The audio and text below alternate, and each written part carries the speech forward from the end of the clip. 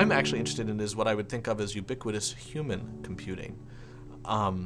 The ability to start treating the human mind as a fungible resource like lumber or computing cycles.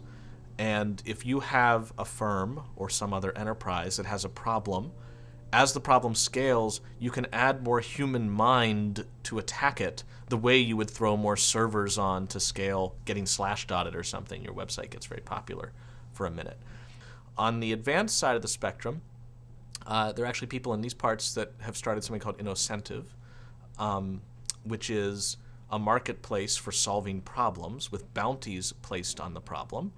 And in exchange for winning the bounty, you will give the entire solution and all rights to it. You have to forget that you solved it after you get your money to the firm that asked for it.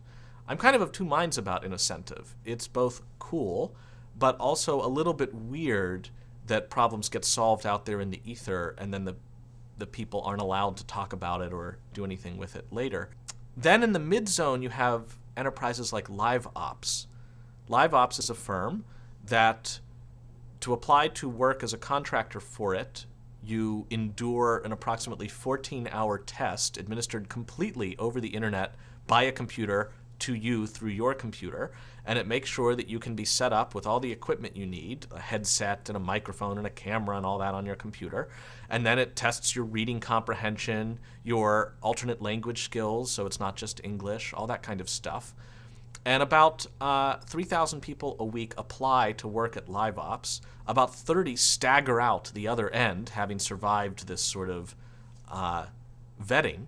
And then they get interviewed by a human, and if they succeed, they are now in LiveOps. And what that means is, day in, day out, anytime, they can kind of jack in at their home and say, all right, I'm ready for work. And then the work that they're given is scaled to their own skill levels. So they might, for instance, find themselves taking orders for Domino's Pizza for about 20 minutes. And then they get bored of that, and they unplug, and they're given a new set of scripts, and suddenly they're the American Red Cross, and they're taking donations or assisting in families finding one another after a hurricane hits New Orleans. Then they jack out of that, and they see another menu of things they might be asked to do, where they just transform into different characters associated with different organizations. And if the kid in the crib nearby starts crying, they can unplug after their call and then be offline. You can start to make it so that it's actually rational to have somebody placing an order at a Burger King through a speakerphone outside the restaurant in their car, and that order is getting routed through the net to who knows where, Montana, Bangalore, you name it. The person takes the order and then hits send and relays it back to the restaurant where the person inside prepares it and hands the sack of food over to the car 2 minutes later. It's cheap networks that make that a rational thing to do. Our technology has outpaced our social development and our ability to build the kinds of social and cultural structures around the new technology that tend to temper and channel its use. I think we can more self-consciously together come up with some frameworks that will help make these new technologies much more palatable, make their downs not as deep, and maybe their ups a little higher. It also, to me, gives rise to the idea of the subway car of the future, where people on their way not to work, but between one point and another, who even knows why they're bothering to travel, are not looking out the window or talking to each other or reading the paper or even absorbed in an iPod.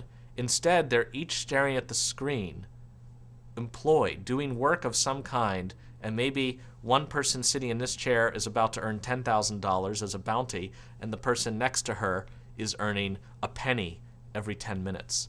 Now, is that a great future or a dystopia? I'm not sure. I'm inching towards dystopia, but I gotta put more work into that. I'm actually heartened at the prospect of a communications medium that might make it, thanks, for example, to things like the Google Auto Translate bot that you can invite into a GChat room, and suddenly I can have a conversation with somebody in China that doesn't speak any English and I don't speak any Chinese, and the Translate bot will just run interference, and now we can have a conversation. The idea that we can break down those barriers and actually get people talking and knowing each other in a way that swamps those modest efforts deemed so crucial during the Cold War to get Russian kids and American kids to talk to each other, or that they're trying now to get Palestinians and Israelis to communicate and interact on a day-to-day basis and not just talking about the Mideast crisis.